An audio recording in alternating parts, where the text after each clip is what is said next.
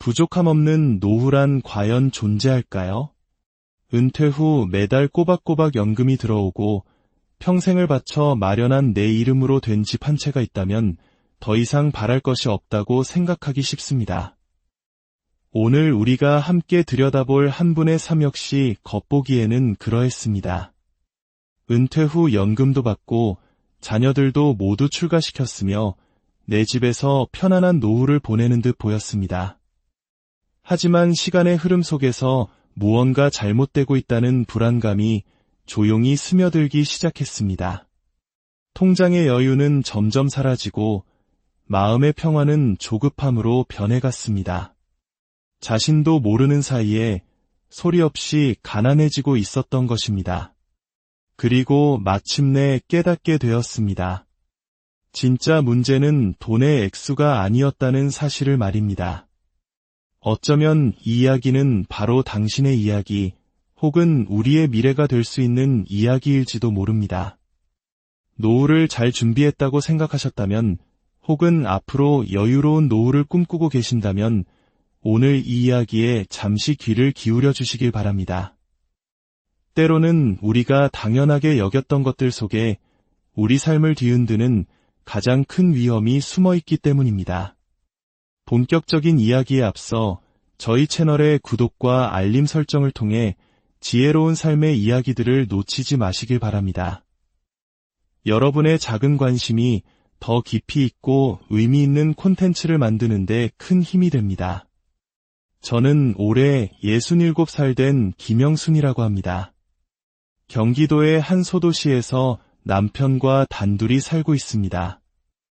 은행 창구에서 32년간 일하다 정년퇴직을 했지요. 자식 둘은 모두 결혼해서 잘 살고 있고 눈에 넣어도 아프지 않을 손주가 셋이나 있습니다.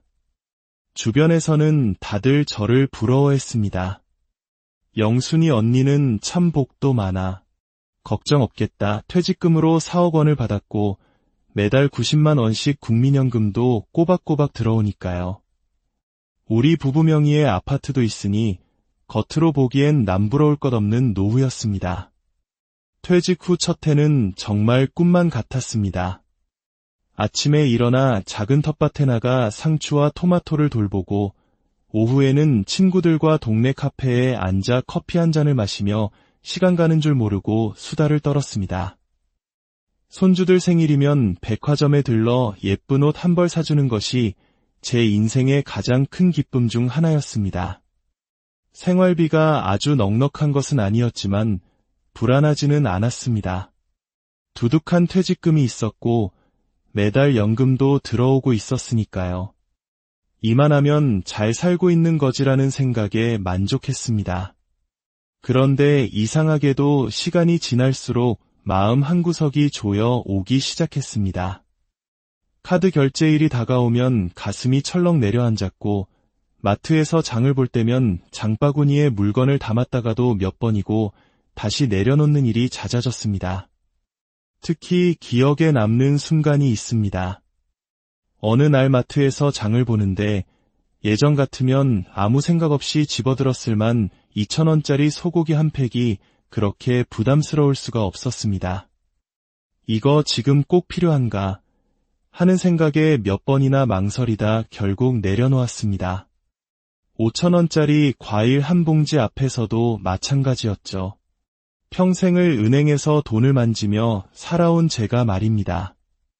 친구들과의 약속도 하나둘씩 미루게 되었습니다.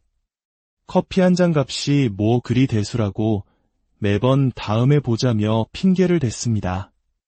솔직히 말하면 돈이 나가는 것이 두려웠습니다. 소비를 줄인다고 줄였는데도 통장 잔고는 눈에 띄게 얇아지고 있었습니다. 언제부턴가 불안이라는 감정이 제 일상의 배경음악처럼 깔려버렸습니다. 밤에 잠자리에 누우면 어김없이 돈 걱정이 머릿속을 떠나지 않았습니다. 나만 이렇게 사는 걸까 하는 생각도 들었지만 주변 친구들 누구도 이런 속내를 털어놓지 않았습니다. 다들 요즘 잘 지내지? 하며 웃으면서도 속마음은 굳게 감추고 있는 듯했습니다. 그래서 더 외로웠고 저 또한 괜찮은 척, 아무렇지 않은 척하게 되었습니다. 그것이 바로 제가 미처 깨닫지 못했던 무심한 소비가 가져온 침묵의 시작이었습니다. 저는 원래 꼼꼼한 성격입니다. 은행에서 일할 때 단돈 1원이라도 틀리면 안 되기에 늘 신중하게 계산하고 확인하는 습관이 몸에 배어 있었죠. 그런데 정작 제 돈, 제 소비에 대해서는 왜 그렇게 무관심했는지 지금도 의문입니다. 아마도 제 감정이 소비로 이어지는 경우가 많았던 것 같습니다. 오후에 혼자 집에 있어 심심하면 습관처럼 홈쇼핑 채널을 틀었고 오늘만 이 가격이라는 말에 혹해나도 모르게 주문 버튼을 누르곤 했습니다. 손주들이 할머니, 뭐 사주세요 하면 우리 강아지들 먹고 싶은 거 있으면 언제든 말해라며 흔쾌히 지갑을 열었고요. 하지만 이런 작은 소비들이 하나씩 쌓여 제 자산을 서서히 갉아먹고 있다는 사실을 저는 그 원인을 제대로 알지 못한 채 그저 막연한 불안감에 시달리고 있었던 겁니다. 어느 날 밤 도저히 잠이 오지 않아 몇 달치 카드 명세서를 모두 꺼내 펼쳐보았습니다. 그리고 스스로에게 묻기 시작했습니다. 나는 도대체 무엇을 위해 이 돈을 썼을까?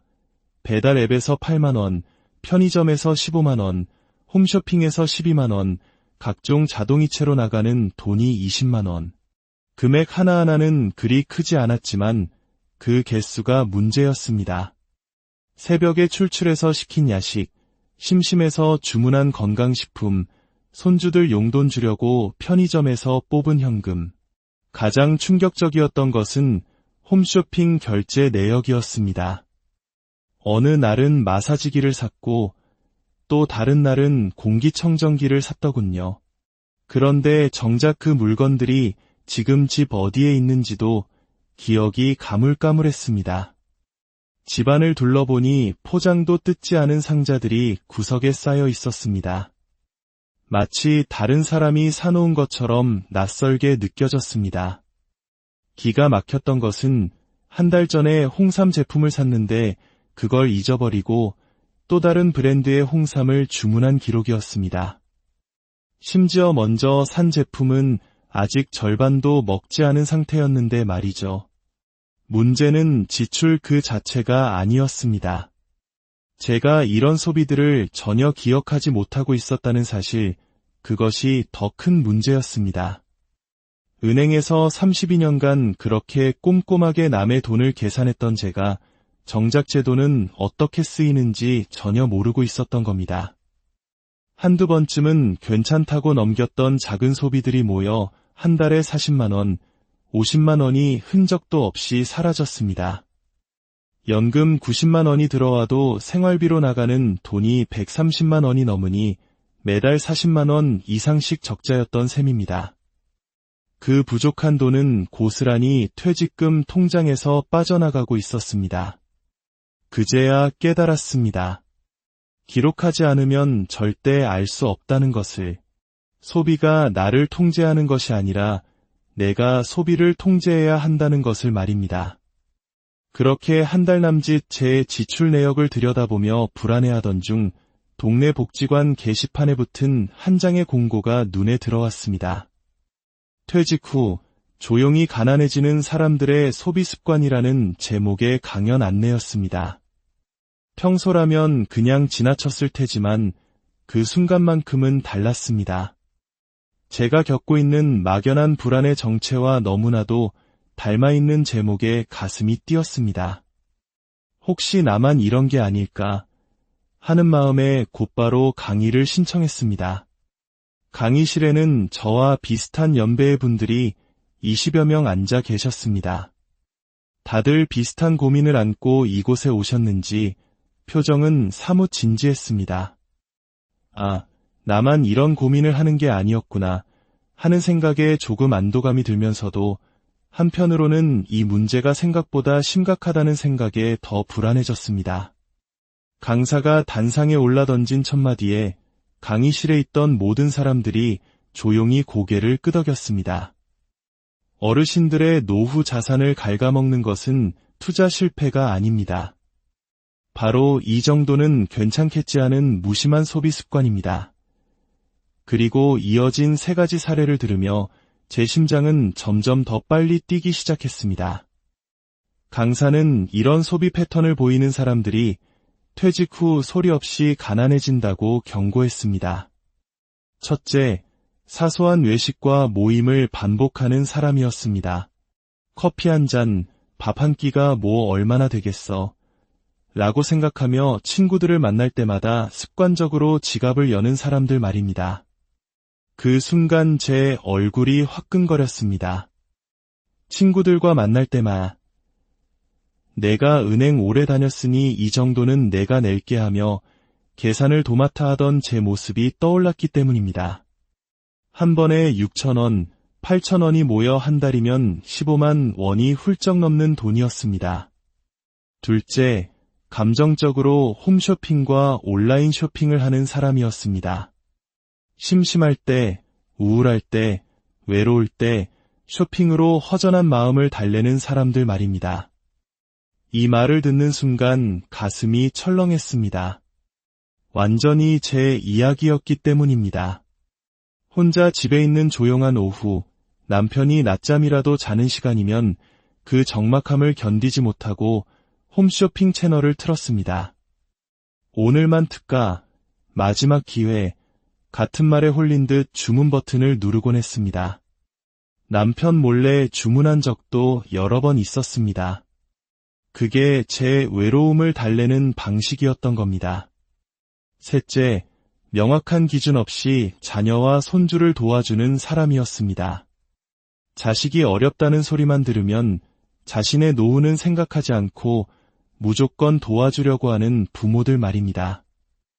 이 부분에서 저는 정말 숨이 막혔습니다. 큰아들이 전세 자금이 부족하다고 했을 때 엄마가 도와줄게 하며 주저없이 1,000만 원을 보태주었습니다. 딸이 아이 학원비가 부담된다고 하소연하면 할머니가 내줄게 하며 매달 15만 원씩 보내고 있었습니다. 우리 아이들이 힘든데 부모가 외면하면 쓰나 하는 마음이었습니다. 하지만 강사는 단호하게 말했습니다. 부모님들, 그것은 도움이 아니라 자녀의 의존을 키우는 것입니다. 그리고 결국 여러분의 노후를 위험하게 만드는 가장 확실한 길입니다. 그 말을 듣고 옆자리에 앉은 한 할머니께서 아이고, 맞는 말이네. 하시며 깊은 한숨을 쉬셨습니다. 저 또한 고개를 끄덕일 수밖에 없었습니다. 강사는 실제 사례를 들어 설명했습니다. 퇴직금 5억 원을 받은 한 어르신이 10년 만에 그 돈을 거의 다 쓴 이야기였습니다. 사업 실패나 사기를 당한 것이 아니었습니다. 바로 앞서 말한 사소한 외식비, 충동구매, 그리고 자녀 지원이라는 3가지 구멍으로 돈이 모두 새어나간 것이었습니다. 매달 외식비 30만 원, 충동구매 50만 원, 자녀 지원 100만 원.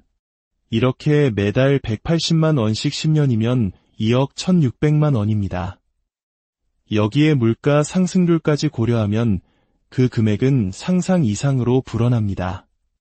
그 순간 머리가 하얘졌습니다. 제가 정확히 이 패턴대로 살고 있었기 때문입니다. 3가지 모두 제게 해당되었습니다. 처음엔 이 정도는 괜찮겠지라고 생각했지만 계산기를 두드려보니 정말 등골이 오싹했습니다. 제 한 달 지출은 150만 원이 넘는데 연금 수입은 90만 원에 불과했습니다. 매달 60만 원씩 퇴직금에서 야금야금 빠져나가고 있었던 것입니다. 1년이면 720만 원, 10년이면 7,200만 원. 물가 상승까지 고려하면 제 퇴직금 4억 원도 15년이면 바닥을 보일 수 있다는 계산이 나왔습니다. 강사가 마지막에 던진 한마디가 지금도 귓가에 생생합니다. 지금 멈추지 않으면 10년 후 당신의 노후에는 아무것도 남아있지 않을 수 있습니다. 그리고 그때는 이미 너무 늦습니다. 강의가 끝나고 집으로 돌아오는 길 다리가 후들거렸습니다. 그날 밤 남편과 마주 앉아 제가 정리한 가계부를 보여주었습니다. 여보, 우리 이러다 정말 큰일 나겠어. 우리도 모르는 사이에 돈이 이렇게 새고 있었어. 남편도 깜짝 놀라며 말을 잇지 못했습니다. 이것은 더 이상 남의 이야기가 아니었습니다. 바로 지금 당장 바꿔야만 하는 제 자신의 문제였습니다. 강의 내용 중 가장 충격적이었던 것은 자녀 지원에 대한 부분이었습니다. 강사는 이렇게 말했습니다. 자녀 지원은 투자가 아닙니다.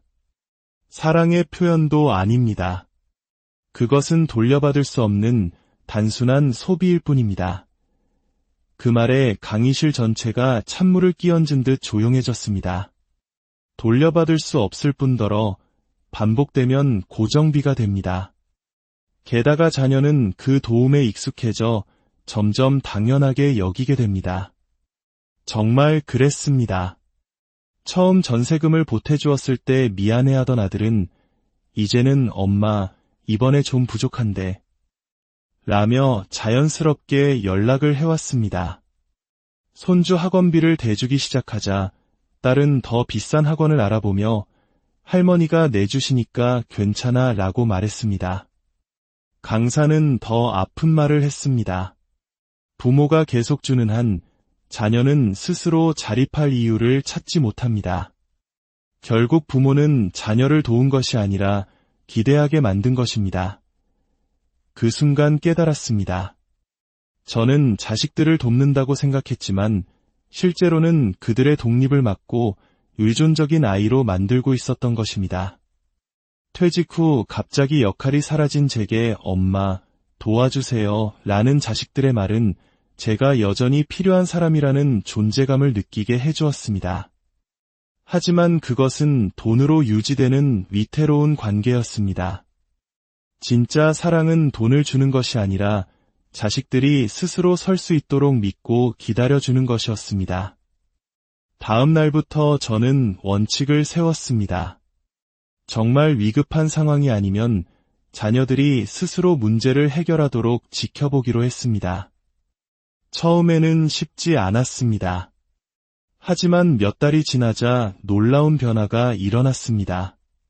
자식들은 돈 이야기를 꺼내기 전에 스스로 해결 방법을 먼저 고민하기 시작했고, 엄마, 도와줘 라는 전화 대신 엄마, 요즘 어떻게 지내세요? 라며 안부를 묻는 전화가 늘어났습니다. 비로소 돈이 아닌 마음으로 연결된 건강한 관계가 시작된 것입니다. 하지만 자녀 지원 문제를 해결했다고 해서 모든 것이 끝난 것은 아니었습니다. 정작 더 근본적인 문제가 남아 있었습니다. 도대체 저는 왜 그렇게 계속 돈을 써왔을까요? 그 진짜 이유를 알아야 했습니다. 곰곰이 생각해보니 돈을 쓸 때 제 마음은 대부분 외롭거나 무료하거나 혹은 미안함과 같은 감정적인 상태에 있었습니다. 외로워서 친구들을 만나 카페에 갔고 무료해서 홈쇼핑을 켰으며 일하느라 손주들과 시간을 많이 보내주지 못한 미안함의 용돈으로 그 마음을 표현했던 것입니다. 소비는 어느새 제 감정을 다루는 가장 손쉬운 방식이 되어버렸습니다. 하지만 돈으로 채운 감정은 잠시뿐 곧 더 큰 허전함이 밀려왔고 그 허전함을 채우기 위해 또다시 소비하는 악순환이 반복되었습니다. 저는 지출을 한 것이 아니라 감정을 달래는 잘못된 패턴을 만들었던 것입니다. 퇴직 후 생긴 감정적 공허함을 돈으로 채우려 했던 것이죠. 그 사실을 깨닫고 남편과 다시 이야기했습니다. 여보, 이제는 내 감정을 돈이 아닌 다른 방식으로 다뤄야 할 것 같아. 외로우면 돈 안 드는 공원에서 친구를 만나고 무료하면 홈쇼핑 대신 다른 취미를 찾아봐야겠어. 물론 30년 넘게 몸의 밴 습관을 바꾸는 것은 결코 쉽지 않았습니다. 그래서 욕심부리지 않고 딱 3가지만 바꾸기로 결심했습니다. 첫째, 외식과 모임은 한 달에 2번으로 제한했습니다. 대신 친구들을 집으로 초대해 차를 마셨습니다.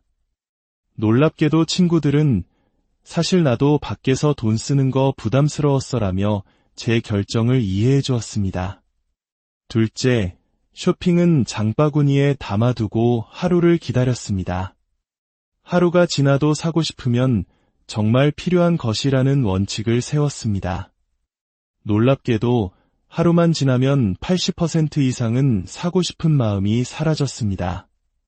대부분 충동적인 감정 소비였던 셈입니다. 셋째, 자녀 지원은 정말 비상시에만, 그리고 이번 한 번만이라는 조건을 명확히 하고 도와주기로 했습니다. 이 세 가지 작은 변화를 3개월간 지키자 통장에 놀라운 변화가 생겼습니다. 매달 80만 원에서 100만 원의 여유 자금이 남기 시작했습니다. 외식비, 충동구매 비용, 자녀 지원비가 사라지면서 생긴 기적이었습니다. 돈보다 더 큰 변화는 제 마음에서 불안이 사라졌다는 것입니다. 이번 달은 어떻게 버티지? 라는 고민 대신 이번 달은 얼마나 저축할 수 있을까? 라는 긍정적인 기대감이 생겼습니다. 마음의 여유가 생기니 사람들을 만나는 것도, 자녀들과 대화하는 것도 훨씬 즐거워졌습니다. 남편은 여보, 요즘 얼굴이 정말 밝아졌어 라고 말해주었습니다. 저는 이제 제 삶을 스스로 통제하고 있다는 자신감을 되찾았습니다. 혹시 이 이야기를 들으시는 분들 중 나는 아직 괜찮아 라고 생각하는 분이 계실지도 모르겠습니다. 저도 1년 전까지만 해도 그렇게 생각했습니다. 하지만 괜찮다는 말은 가장 위험한 방심이 될 수 있습니다. 지금처럼 매달 조금씩 적자가 쌓이면 10년 후에는 1억 원이 넘는 자산이 소리 없이 증발합니다. 물가 상승까지 고려하면 그보다 훨씬 더 많은 돈이 필요하게 될 것입니다. 70대, 80대가 되어 갑자기 허리띠를 졸라매는 것은 정말 어렵습니다. 늦었다고 생각할 때가 가장 빠른 때입니다. 지금 바꾸면 미래가 바뀝니다. 제가 3개월 만에 매달 80만 원 이상을 저축하게 된 것처럼 말입니다. 이것은 10년이면 거의 1억 원에 가까운 돈입니다. 여러분도 할 수 있습니다. 완벽하게 하려 하지 마세요. 저처럼 딱 3가지만 정해서 오늘 당장 시작해보세요. 외식 횟수 정하기, 쇼핑 하루 기다리기, 자녀 지원 기준 만들기. 이 작은 실천이 당신의 노후를 불안이 아닌 평안으로 채워줄 것입니다. 퇴직 후 조용히 가난해지는 사람이 아니라 여유롭고 당당한 노후를 만들어 가시길 진심으로 응원합니다. 오늘 이야기가 여러분의 삶에 작은 울림이 되었기를. 부족함 없는 노후란 과연 존재할까요? 은퇴 후 매달 꼬박꼬박 연금이 들어오고 평생을 바쳐 마련한 내 이름으로 된 집 한 채가 있다면 더 이상 바랄 것이 없다고 생각하기 쉽습니다. 오늘 우리가 함께 들여다볼 한 분의 삶 역시 겉보기에는 그러했습니다. 은퇴 후 연금도 받고 자녀들도 모두 출가시켰으며 내 집에서 편안한 노후를 보내는 듯 보였습니다. 하지만 시간의 흐름 속에서 무언가 잘못되고 있다는 불안감이 조용히 스며들기 시작했습니다. 통장의 여유는 점점 사라지고 마음의 평화는 조급함으로 변해갔습니다. 자신도 모르는 사이에 소리 없이 가난해지고 있었던 것입니다. 그리고 마침내 깨닫게 되었습니다. 진짜 문제는 돈의 액수가 아니었다는 사실을 말입니다. 어쩌면 이 이야기는 바로 당신의 이야기, 혹은 우리의 미래가 될 수 있는 이야기일지도 모릅니다. 노후를 잘 준비했다고 생각하셨다면, 혹은 앞으로 여유로운 노후를 꿈꾸고 계신다면 오늘 이 이야기에 잠시 귀를 기울여 주시길 바랍니다. 때로는 우리가 당연하게 여겼던 것들 속에 우리 삶을 뒤흔드는 가장 큰 위험이 숨어 있기 때문입니다. 본격적인 이야기에 앞서 저희 채널의 구독과 알림 설정을 통해 지혜로운 삶의 이야기들을 놓치지 마시길 바랍니다. 여러분의 작은 관심이 더 깊이 있고 의미 있는 콘텐츠를 만드는데 큰 힘이 됩니다. 저는 올해 67살 된 김영순이라고 합니다. 경기도의 한 소도시에서 남편과 단둘이 살고 있습니다. 은행 창구에서 32년간 일하다 정년퇴직을 했지요. 자식 둘은 모두 결혼해서 잘 살고 있고 눈에 넣어도 아프지 않을 손주가 셋이나 있습니다. 주변에서는 다들 저를 부러워했습니다. 영순이 언니는 참 복도 많아. 걱정 없겠다. 퇴직금으로 4억 원을 받았고 매달 90만 원씩 국민연금도 꼬박꼬박 들어오니까요. 우리 부부 명의의 아파트도 있으니 겉으로 보기엔 남부러울 것 없는 노후였습니다. 퇴직 후 첫 해는 정말 꿈만 같았습니다. 아침에 일어나 작은 텃밭에 나가 상추와 토마토를 돌보고 오후에는 친구들과 동네 카페에 앉아 커피 한 잔을 마시며 시간 가는 줄 모르고 수다를 떨었습니다.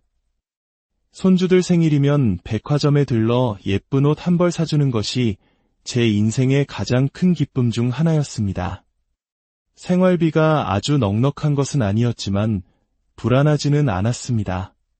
두둑한 퇴직금이 있었고 매달 연금도 들어오고 있었으니까요.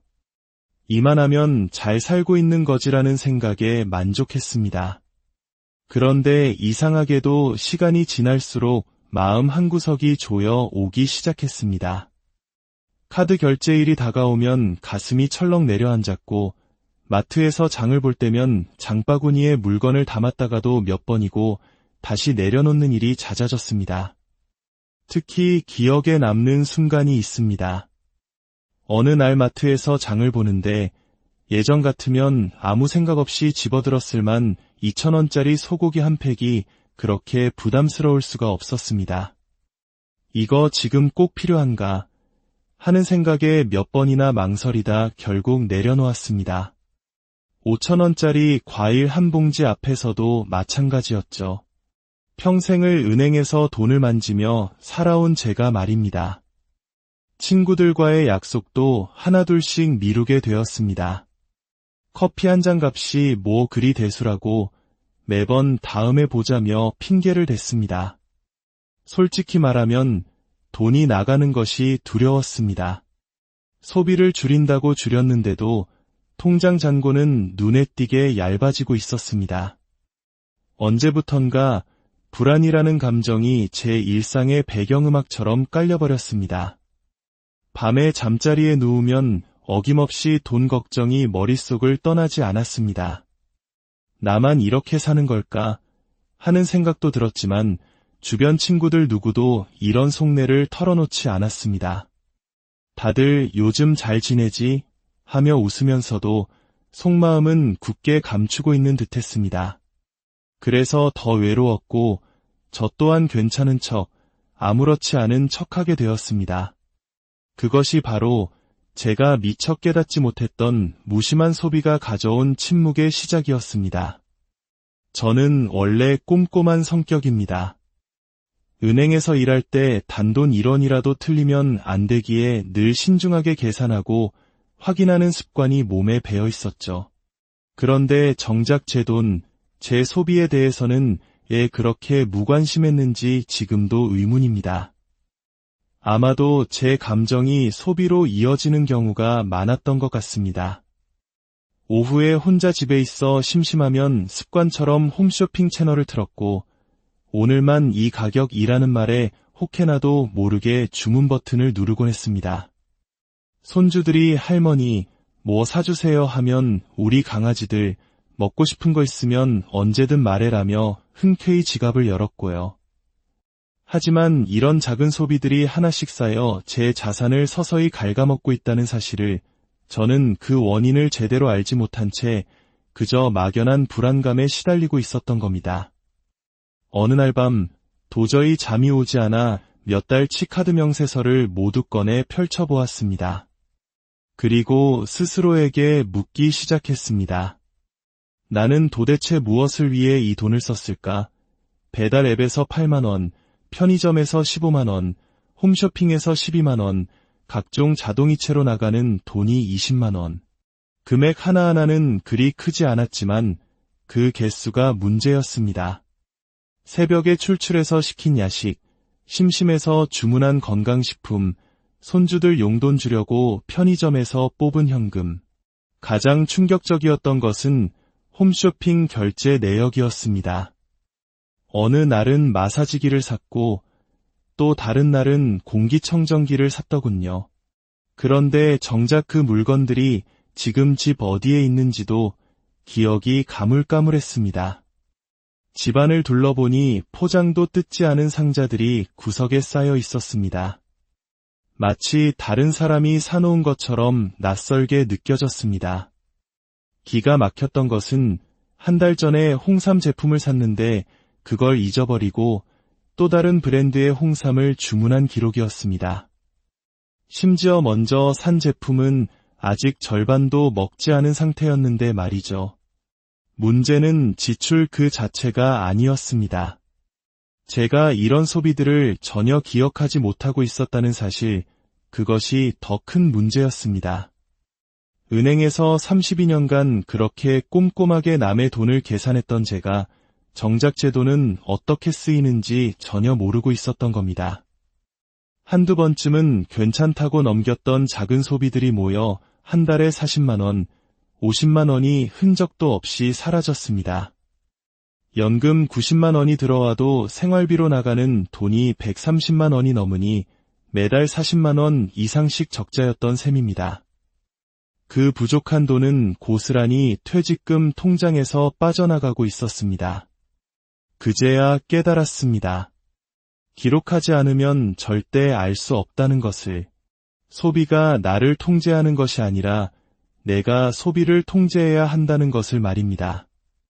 그렇게 한 달 남짓 제 지출 내역을 들여다보며 불안해하던 중 동네 복지관 게시판에 붙은 한 장의 공고가 눈에 들어왔습니다. 퇴직 후 조용히 가난해지는 사람들의 소비 습관이라는 제목의 강연 안내였습니다. 평소라면 그냥 지나쳤을 테지만 그 순간만큼은 달랐습니다.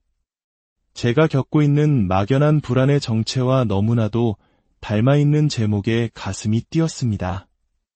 혹시 나만 이런 게 아닐까 하는 마음에 곧바로 강의를 신청했습니다. 강의실에는 저와 비슷한 연배의 분들이 20여 명 앉아 계셨습니다. 다들 비슷한 고민을 안고 이곳에 오셨는지 표정은 사뭇 진지했습니다. 아, 나만 이런 고민을 하는 게 아니었구나 하는 생각에 조금 안도감이 들면서도 한편으로는 이 문제가 생각보다 심각하다는 생각에 더 불안해졌습니다. 강사가 단상에 올라 던진 첫마디에 강의실에 있던 모든 사람들이 조용히 고개를 끄덕였습니다. 어르신들의 노후 자산을 갉아먹는 것은 투자 실패가 아닙니다. 바로 이 정도는 괜찮겠지 하는 무심한 소비 습관입니다. 그리고 이어진 세 가지 사례를 들으며 제 심장은 점점 더 빨리 뛰기 시작했습니다. 강사는 이런 소비 패턴을 보이는 사람들이 퇴직 후 소리 없이 가난해진다고 경고했습니다. 첫째, 사소한 외식과 모임을 반복하는 사람이었습니다.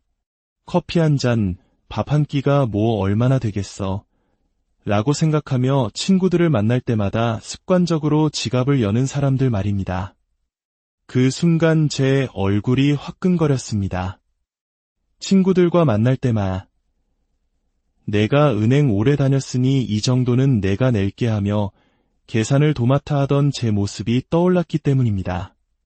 한 번에 6,000원, 8,000원이 모여 한 달이면 15만 원이 훌쩍 넘는 돈이었습니다. 둘째, 감정적으로 홈쇼핑과 온라인 쇼핑을 하는 사람이었습니다.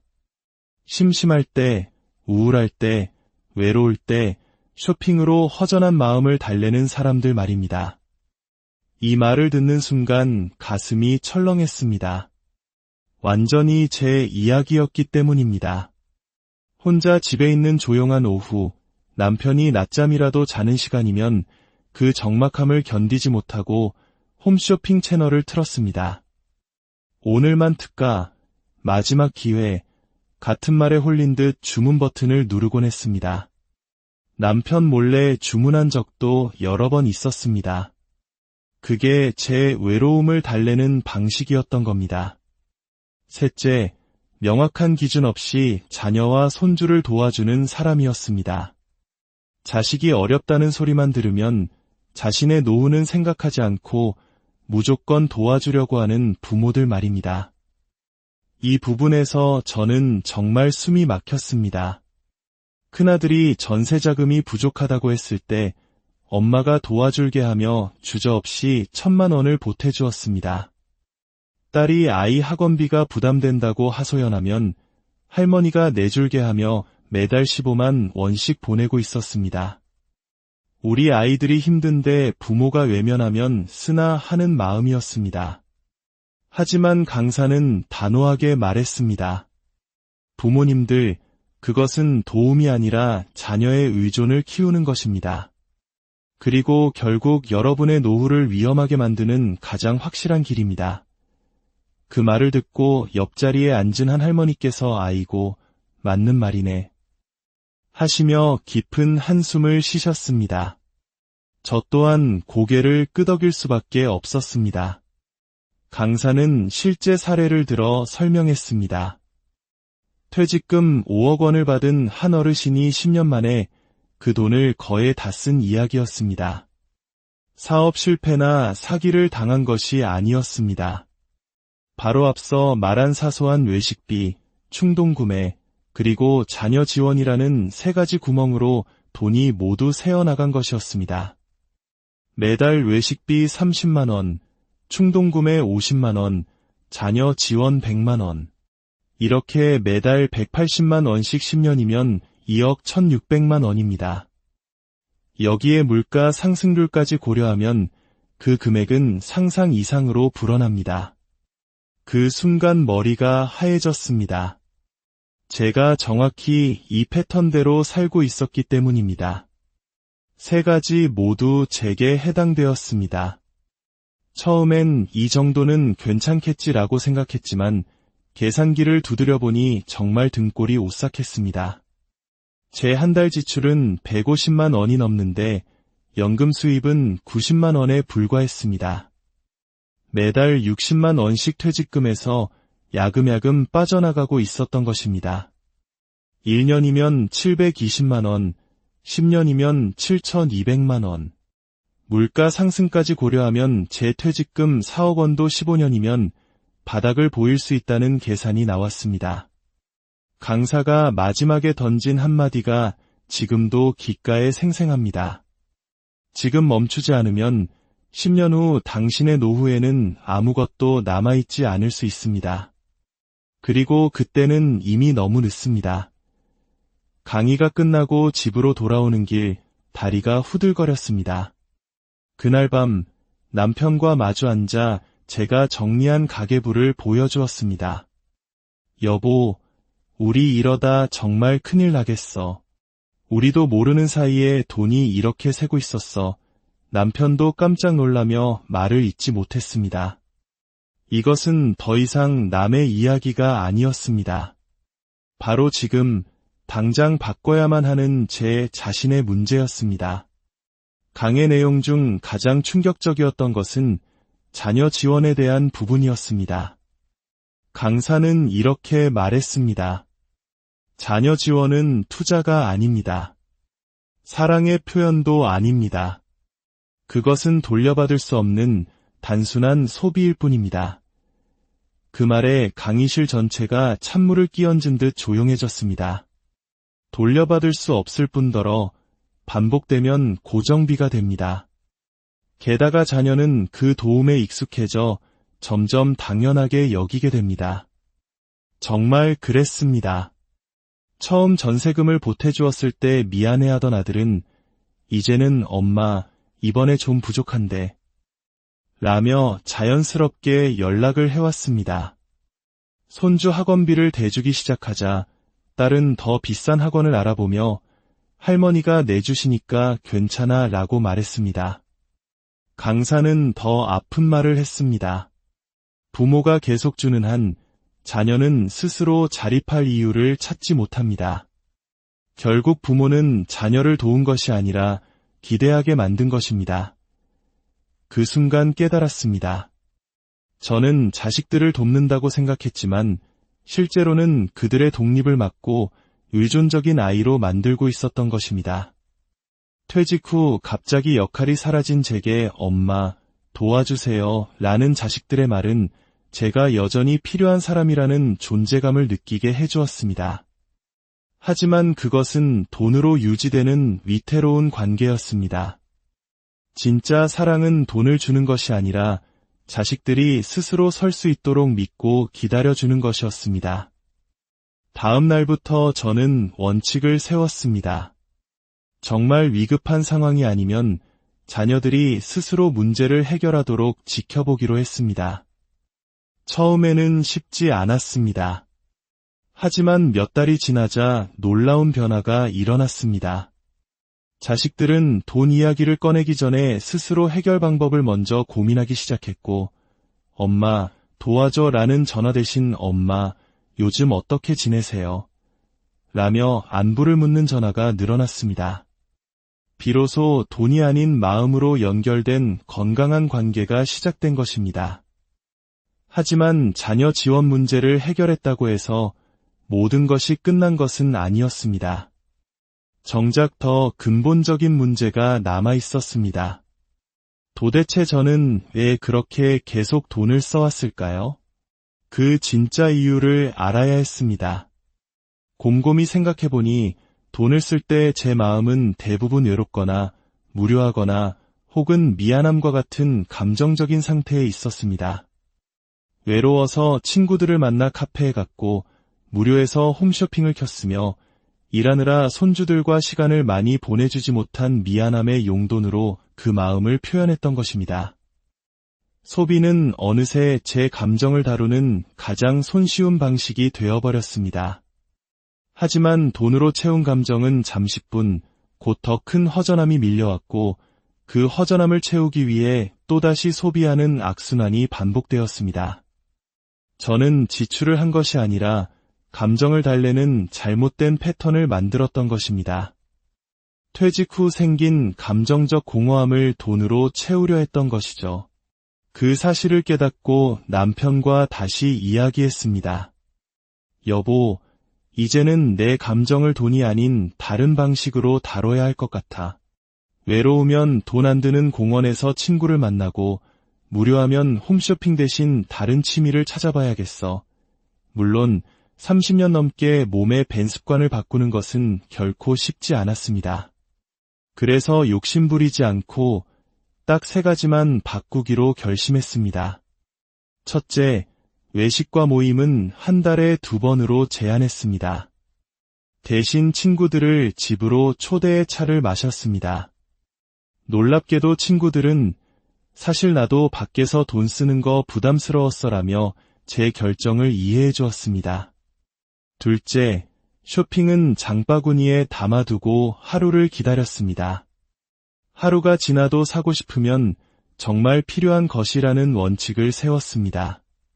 놀랍게도 하루만 지나면 80% 이상은 사고 싶은 마음이 사라졌습니다. 대부분 충동적인 감정 소비였던 셈입니다. 셋째, 자녀 지원은 정말 비상시에만 그리고 이번 한 번만이라는 조건을 명확히 하고 도와주기로 했습니다. 이 3가지 작은 변화를 3개월간 지키자 통장에 놀라운 변화가 생겼습니다. 매달 80만 원에서 100만 원의 여유 자금이 남기 시작했습니다. 외식비, 충동구매 비용, 자녀 지원비가 사라지면서 생긴 기적이었습니다. 돈보다 더 큰 변화는 제 마음에서 불안이 사라졌다는 것입니다. 이번 달은 어떻게 버티지?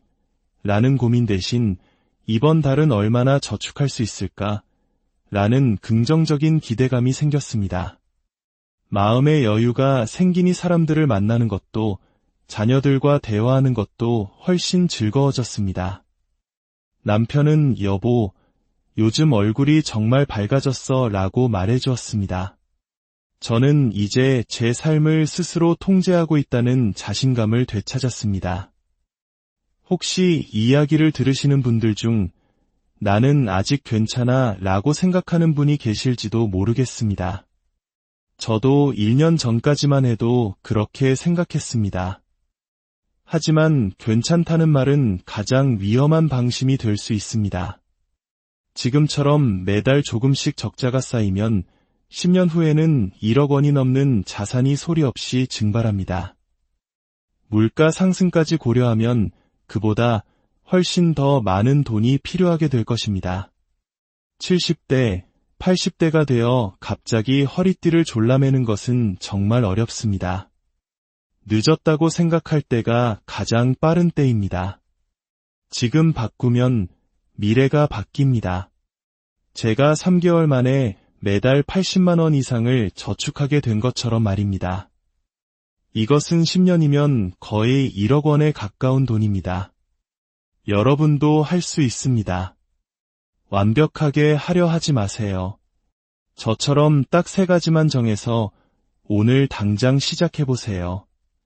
외식 횟수 정하기, 쇼핑 하루 기다리기, 자녀 지원 기준 만들기. 이 작은 실천이 당신의 노후를 불안이 아닌 평안으로 채워줄 것입니다.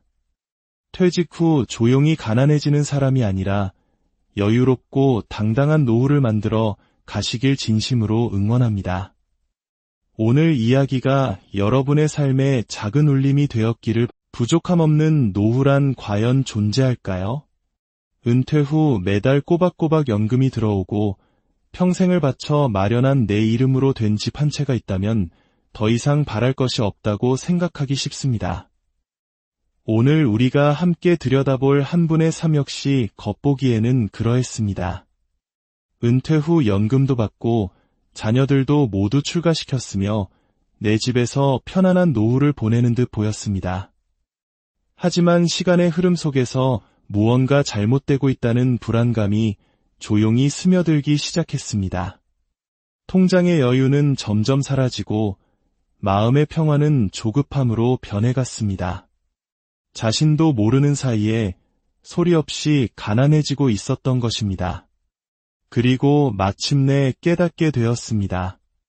진짜 문제는 돈의 액수가 아니었다는 사실을 말입니다.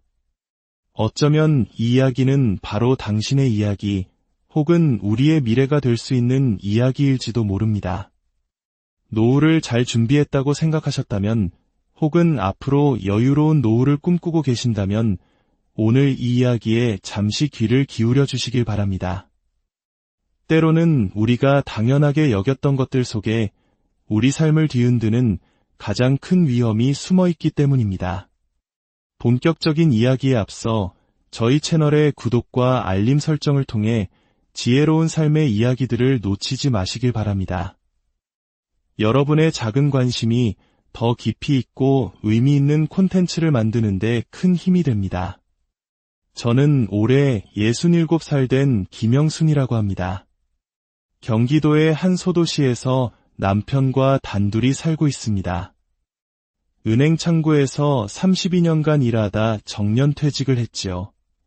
자식 둘은 모두 결혼해서 잘 살고 있고 눈에 넣어도 아프지 않을 손주가 셋이나 있습니다.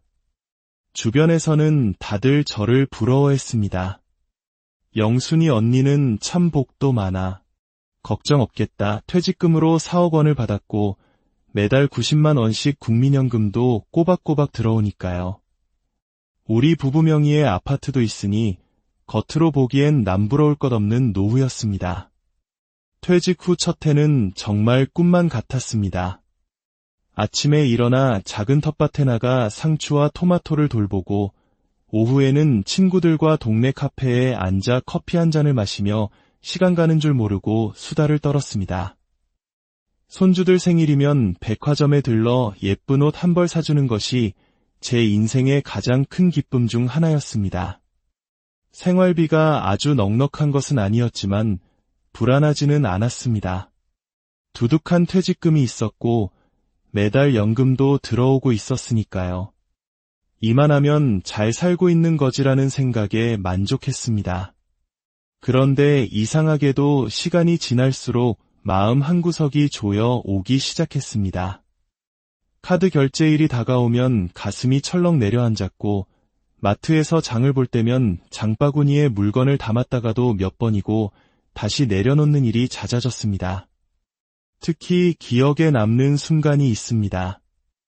어느 날 마트에서 장을 보는데 예전 같으면 아무 생각 없이 집어들었을 만 2,000원짜리 소고기 한 팩이 그렇게 부담스러울 수가 없었습니다.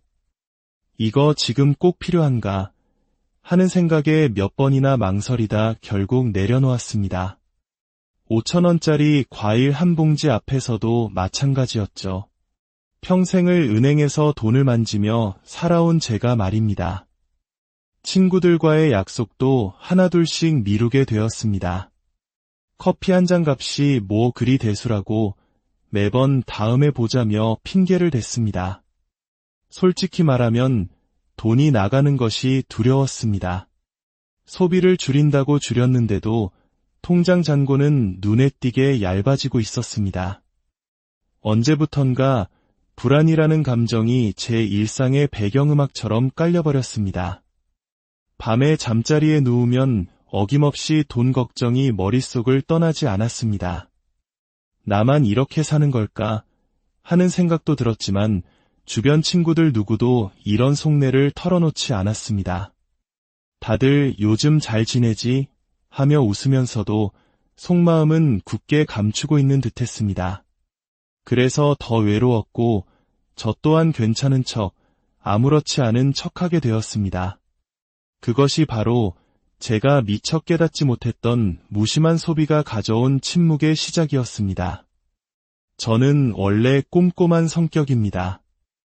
은행에서 일할 때 단돈 1원이라도 틀리면 안 되기에 늘 신중하게 계산하고 확인하는 습관이 몸에 배어 있었죠.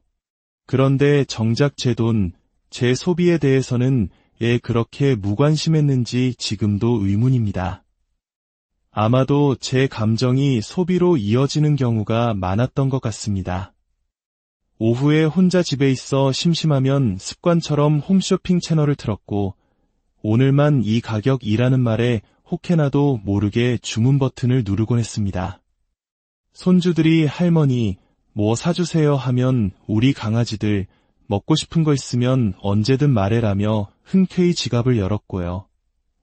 하지만 이런 작은 소비들이 하나씩 쌓여 제 자산을 서서히 갉아먹고 있다는 사실을 저는 그 원인을 제대로 알지 못한 채 그저 막연한 불안감에 시달리고 있었던 겁니다. 어느 날 밤 도저히 잠이 오지 않아 몇 달치 카드 명세서를 모두 꺼내 펼쳐보았습니다. 그리고 스스로에게 묻기 시작했습니다. 나는 도대체 무엇을 위해 이 돈을 썼을까? 배달 앱에서 8만원, 편의점에서 15만원, 홈쇼핑에서 12만원, 각종 자동이체로 나가는 돈이 20만원. 금액 하나하나는 그리 크지 않았지만 그 개수가 문제였습니다. 새벽에 출출해서 시킨 야식, 심심해서 주문한 건강식품, 손주들 용돈 주려고 편의점에서 뽑은 현금. 가장 충격적이었던 것은 홈쇼핑 결제 내역이었습니다. 어느 날은 마사지기를 샀고 또 다른 날은 공기청정기를 샀더군요. 그런데 정작 그 물건들이 지금 집 어디에 있는지도 기억이 가물가물했습니다. 집안을 둘러보니 포장도 뜯지 않은 상자들이 구석에 쌓여 있었습니다. 마치 다른 사람이 사놓은 것처럼 낯설게 느껴졌습니다. 기가 막혔던 것은 한 달 전에 홍삼 제품을 샀는데 그걸 잊어버리고 또 다른 브랜드의 홍삼을 주문한 기록이었습니다. 심지어 먼저 산 제품은 아직 절반도 먹지 않은 상태였는데 말이죠. 문제는 지출 그 자체가 아니었습니다. 제가 이런 소비들을 전혀 기억하지 못하고 있었다는 사실, 그것이 더 큰 문제였습니다. 은행에서 32년간 그렇게 꼼꼼하게 남의 돈을 계산했던 제가 정작 제 돈은 어떻게 쓰이는지 전혀 모르고 있었던 겁니다. 한두 번쯤은 괜찮다고 넘겼던 작은 소비들이 모여 한 달에 40만 원, 50만 원이 흔적도 없이 사라졌습니다. 연금 90만 원이 들어와도 생활비로 나가는 돈이 130만 원이 넘으니 매달 40만 원 이상씩 적자였던 셈입니다. 그 부족한 돈은 고스란히 퇴직금 통장에서 빠져나가고 있었습니다. 그제야 깨달았습니다. 기록하지 않으면 절대 알 수 없다는 것을. 소비가 나를 통제하는 것이 아니라 내가 소비를 통제해야 한다는 것을 말입니다. 그렇게 한 달 남짓 제 지출 내역을 들여다보며 불안해하던 중 동네 복지관 게시판에 붙은 한 장의 공고가 눈에 들어왔습니다. 퇴직 후 조용히 가난해지는 사람들의 소비 습관이라는 제목의 강연 안내였습니다. 평소라면 그냥 지나쳤을 테지만 그 순간만큼은 달랐습니다. 제가 겪고 있는 막연한 불안의 정체와 너무나도 닮아있는 제목에 가슴이 뛰었습니다. 혹시 나만 이런 게 아닐까 하는 마음에 곧바로 강의를 신청했습니다. 강의실에는 저와 비슷한 연배의 분들이 20여 명 앉아 계셨습니다. 다들 비슷한 고민을 안고 이곳에 오셨는지 표정은 사뭇 진지했습니다. 아, 나만 이런 고민을 하는 게 아니었구나 하는 생각에 조금 안도감이 들면서도 한편으로는 이 문제가 생각보다 심각하다는 생각에 더 불안해졌습니다. 강사가 단상에 올라던진 첫마디에 강의실에 있던 모든 사람들이 조용히 고개를 끄덕였습니다. 어르신들의 노후 자산을 갉아먹는 것은 투자 실패가 아닙니다. 바로 이 정도는 괜찮겠지 하는 무심한 소비 습관입니다. 그리고 이어진 3가지 사례를 들으며 제 심장은 점점 더 빨리 뛰기 시작했습니다. 강사는 이런 소비 패턴을 보이는 사람들이 퇴직 후 소리 없이 가난해진다고 경고했습니다. 첫째, 사소한 외식과 모임을 반복하는 사람이었습니다. 커피 한 잔, 밥 한 끼가 뭐 얼마나 되겠어 라고 생각하며 친구들을 만날 때마다 습관적으로 지갑을 여는 사람들 말입니다. 그 순간 제 얼굴이 화끈거렸습니다. 친구들과 만날 때마다 내가 은행 오래 다녔으니 이 정도는 내가 낼게 하며 계산을 도맡아 하던 제 모습이 떠올랐기 때문입니다. 한 번에 6,000원, 8,000원이 모여 한 달이면 15만 원이 훌쩍 넘는 돈이었습니다. 둘째, 감정적으로 홈쇼핑과 온라인 쇼핑을 하는 사람이었습니다. 심심할 때, 우울할 때, 외로울 때 쇼핑으로 허전한 마음을 달래는 사람들 말입니다. 이 말을 듣는 순간 가슴이 철렁했습니다. 완전히 제 이야기였기 때문입니다. 혼자 집에 있는 조용한 오후, 남편이 낮잠이라도 자는 시간이면 그 적막함을 견디지 못하고 홈쇼핑 채널을 틀었습니다. 오늘만 특가, 마지막 기회, 같은 말에 홀린 듯 주문 버튼을 누르곤 했습니다. 남편 몰래 주문한 적도 여러 번 있었습니다. 그게 제 외로움을 달래는 방식이었던 겁니다. 셋째, 명확한 기준 없이 자녀와 손주를 도와주는 사람이었습니다. 자식이 어렵다는 소리만 들으면 자신의 노후는 생각하지 않고 무조건 도와주려고 하는 부모들 말입니다. 이 부분에서 저는 정말 숨이 막혔습니다. 큰아들이 전세자금이 부족하다고 했을 때 엄마가 도와줄게 하며 주저없이 1,000만 원을 보태주었습니다.